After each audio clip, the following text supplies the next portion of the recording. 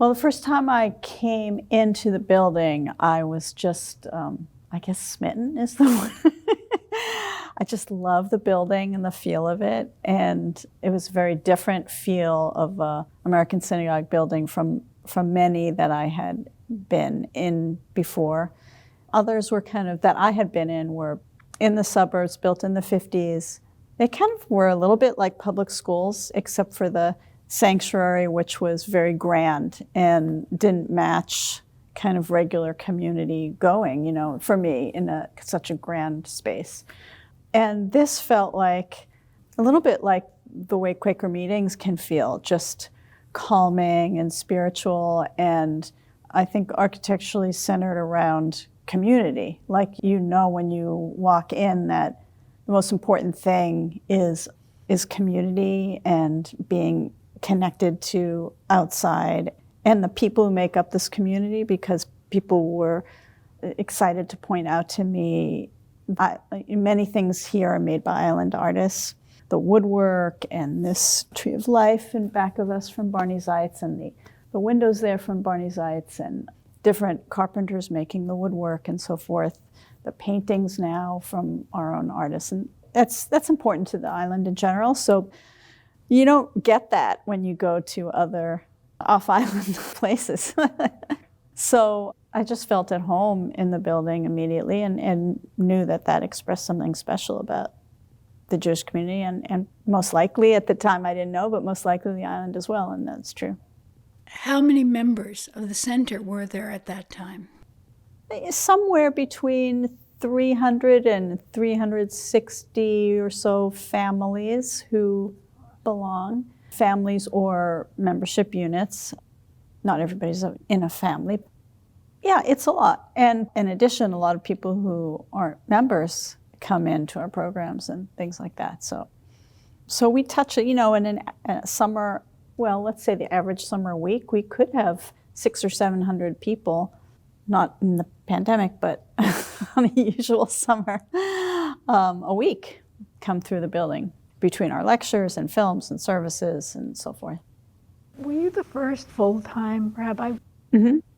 That must have created a totally different feeling. Yeah, I think the congregation was very self-aware and reflective about, okay, now we're going to take this step and have someone full-time here who actually lives on the island and is here for the religious school during the week and has all the services like Friday and Saturday every week. I mean, that was a major step for the community, and I was at the time often introduced as, this is our first full-time rabbi, so there was an excitement about the growth of the community and what that meant.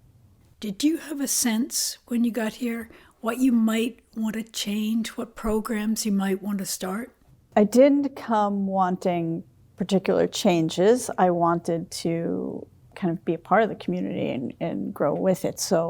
And it was great community when I came. I think in terms of what I've wanted to do over the years is to kind of grow the community, but I don't just mean numbers at all. I mean points of engagement, ways that people can come in through, whether, you know, so like for some people it might be a lecture, for others it might be prayer or study or music, or I wanted to create more points of engagement, and for the people already engaged, have opportunities for deepening Jewish engagement in ways that might be unexpected for each of us. And I also wanted to create a place where people could do it together, because you can't really separate relationships and community from other things in Judaism, whether it's prayer or culture or anything like that. So when I came, there wasn't much of a Saturday morning service that, you know, occasionally there was, but we really wanted to do it every week, and we wanted to have a lunch after, and we wanted it to be a time for real discussion of the Torah and asking questions in the discussion that was both intellectual but also heart and spirit centered, and questions about purpose and meaning, and that those kinds of questions, we might ruminate on them on our own, but they come alive more when we're doing it together. And there's not many opportunities in modern life to do that together. And so to do it on Shabbat morning and to have that conversation continue over lunch, and that's an example of, I know that when the community hired a full-time rabbi, that's the kinds of things that they wanted to do, and that's what I've wanted to do.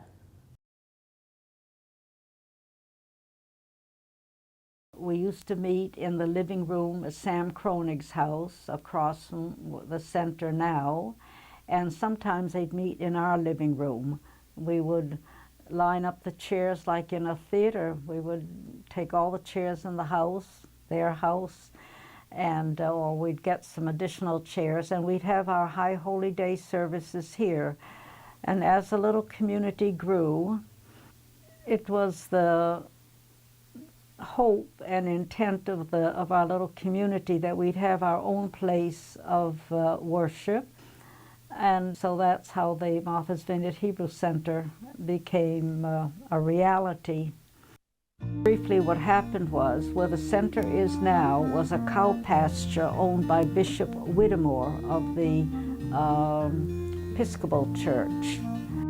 Mr. Dean, who was the publisher of the first 2 volumes of the bank's history, he lived in this lovely white house, and he wanted to sell his house, so Henry Kronig bought the house, and then it was turned over to our little Jewish community. And I can remember in those early days, houses were moved with horse and wagon, and I think it was Harry Horton's big long wagon and his horse or horses that moved that, and it was moved up through the apple orchard of Sam Kronig's house right up the street here on Center Street and placed onto the pasture land that Bishop Whittemore had, and that's where our center was redone for worshiping, for activities and so forth.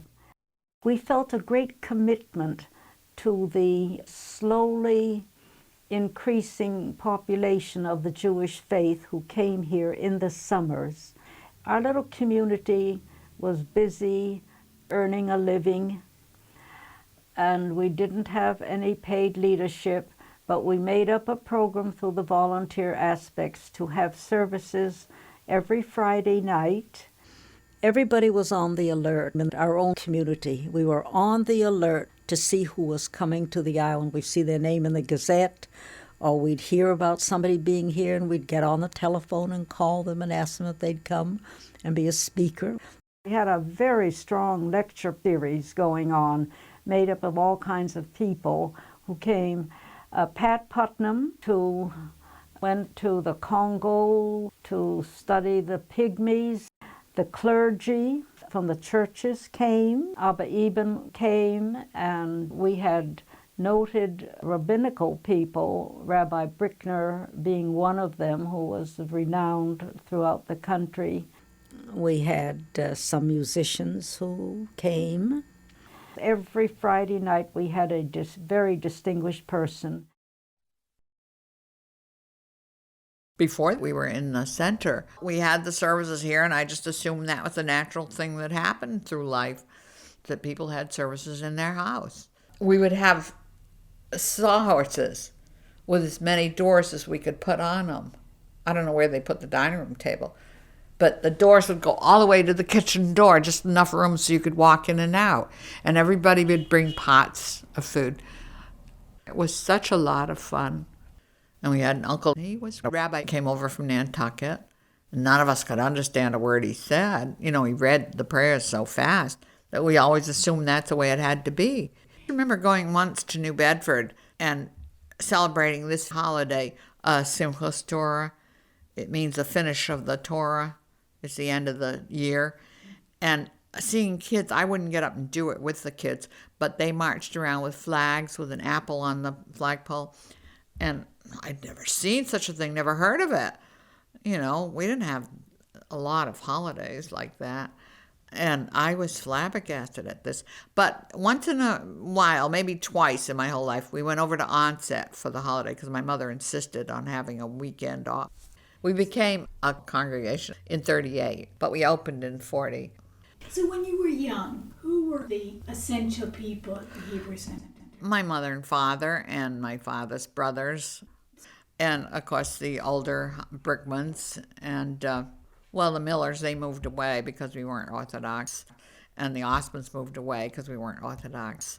And the Pearlsteins, he was our first president, and she was the women's president. We had two groups, the women and the men, which was good because the women make the money, and we used to be so proud. We would give them, $500 or $600 a year, and we were so proud of ourselves. We would have card parties or bake sales, rummage sales, which made good money, even sell chances on things. Ida Levine would have chances in her store for a turkey at Thanksgiving, and she'd get really mad if you didn't buy one. It was only 25 cents. We really raised it little by little till we could burn that mortgage. In an ashtray, we burned a piece of paper. It was exciting because we were earning every penny of it, and it was exciting to have our own place. When we were in the center, we had visiting rabbis. People sometimes didn't even charge. Most of the time didn't even charge. They were happy to do it. They were happy we were there. And it was just great having our own building and our own everything. We didn't buy the parking lot next door for several years after that. A Bishop Page, who realized that we were a pretty good congregation, so he sold it to us for maybe $400. It was really very little, which was nice of him. And we had Rabbi Brickner's father came and dedicated it for us. He was a nifty guy, and his son is a nifty guy.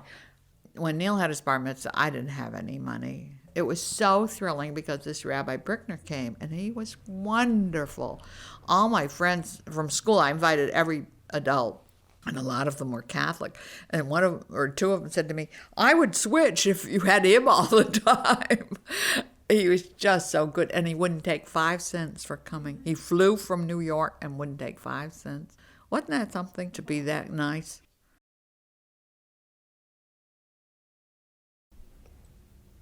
It was incorporated in 1940. Of course, I didn't come on the scene until, say, 47, 48. There might have been 25 families who really you would consider full members. And in the summer, of course, there were more. Maybe not members. I don't think we even had a summer membership at first. Bernie was the secretary. When I came here, he was already included and made himself very much at home. But I didn't need any special invitations, and I just knew that was where I belonged, and I felt very much at home because I came from a small town congregation, and it wasn't too different. In the summer, there were Friday night services. There could be just any kind of person speaking on a Friday night. Interesting people. It could be an actor. I think Dory Sherry spoke one Friday night.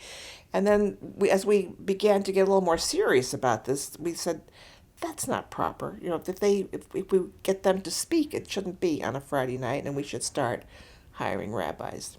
So we had a whole list. Say for 10 consecutive Fridays, we would have a different rabbi each time.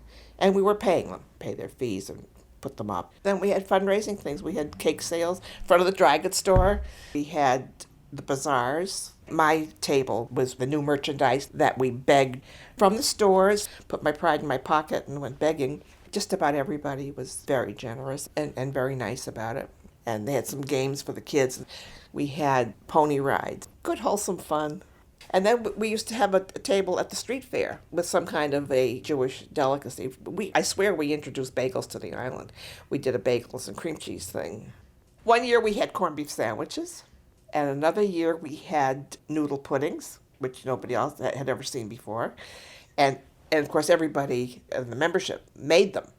They weren't two alike, which was hysterical. In size, in consistency, in appearance, they were all different. Did I mention the choir that we had? It was all strictly volunteer, from grandparents down to little kids. But there was such camaraderie. It was just so much fun. Even though we weren't that good, we thought we were terrific, but we did our best. We gave it everything we had. If we couldn't sing well, we just sang loud. But we knew all the music that was being used at that time. We did a lot of rehearsing. Through the summer, we were usually available for every Friday night service. And then high holidays were the big deal. Maybe in August we would start, because that's different music. A lot of it is different music. And then probably late 1970s, Harry Gersh was living here, and he wrote a lot of books for children that were used in religious schools. They all had to do with aspects of Judaism. And he started a regular routine of classes of adult ed, and they were very well attended. And it was really very interesting. He would talk, present, and we all would have a copy of his book and do our homework, most of us, and then have a discussion afterwards. And people seemed to be hungry for that sort of thing.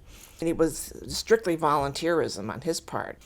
And then following Harry, Rabbi Hellman, he too had an adult ed class, and these were Wednesdays, very early afternoon. And there would be maybe 25 people who would show up, which was incredible for those times, and through the winter. And he was very interesting, and he was with us for several years, almost as a full-time rabbi. Of course, those were the formative years for Israel, which was so important. And each summer we would have an Israel Bond breakfast and have guest speakers. Mrs. Dukakis spoke once, Kitty Dukakis, and her husband came along with her. He said he was just a guest. And Art Buchwald spoke once, and Richard Dreyfuss was the main speaker once.